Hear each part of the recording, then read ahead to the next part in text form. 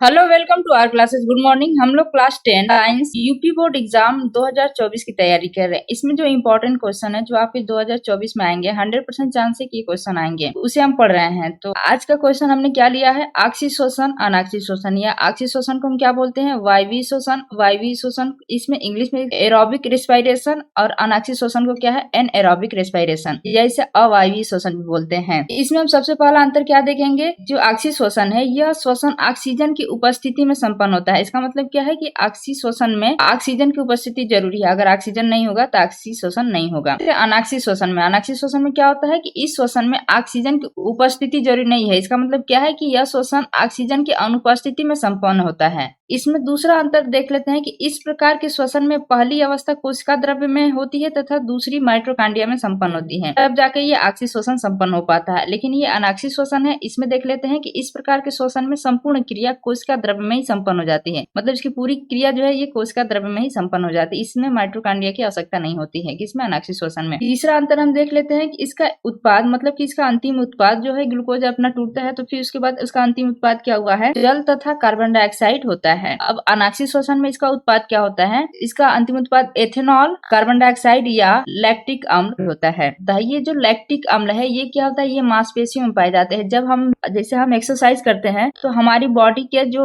ज्यादा, उस समय हमारी बॉडी जल्दी जल्दी काम करती है तो उस समय उसे ऑक्सीजन की जरूरत होती है। तो जो हमारी मांसपेशियां उस समय क्या करती हैं, ये ग्लूकोज को लैक्टिक अम्ल में बदल लेती है। और इसमें अंतर देख लेते हैं चौथा कि ऑक्सी शोषण में इसमें ऊर्जा अधिक विमुक्त होती है, मतलब इसमें ऊर्जा है अधिक निकलती है। अनाक्सी शोषण में जो है इसमें कम ऊर्जा विमुक्त होता है। ये जो ऑक्सी शोषण है ये क्या होता है ना, ये उच्च वर्गीय पादपों में मिलता है। जो उच्च वर्गीय पादप हैं, पेड़ पौधे, उसमें मिलता है। लेकिन अनाक्सी शोषण जो होता है ये सूक्ष्म जीवों में मिलता है, जैसे प्रोकैरियोटिक जीव होते हैं उसमें मिलता है। कौन, ये अनाक्सी शोषण। और अनाक्सी शोषण में एक बात और जान लेते हैं, ये अनाक्सी शोषण जैसे सूक्ष्म जीवों, जैसे बैक्टीरिया हुआ, ईस्ट हुआ, तो जैसे कि सूक्ष्म जीव होते हैं, ये सूक्ष्म जीवों में जो ये अनाक्सी शोषण की क्रिया है ये किस नाम से जानती है, ये किण्वन के नाम से जानी जाती है। मतलब हम इसको अनाक्सी शोषण या अवायवीय शोषण को किण्वन भी कह सकते हैं। अगर आप यहाँ पे लिख दें किण्वन भी लिख सकते हैं। अगर पूछ दे कि किण्वन किसे कहते हैं, किण्वन का मतलब क्या होता है, अनाक्सी शोषण या अवायवीय शोषण होता है। तो जैसे सूक्ष्म जीव है उसमें यह क्रिया जो होती है, ये शोषण क्रिया, अनाक्सी शोषण क्रिया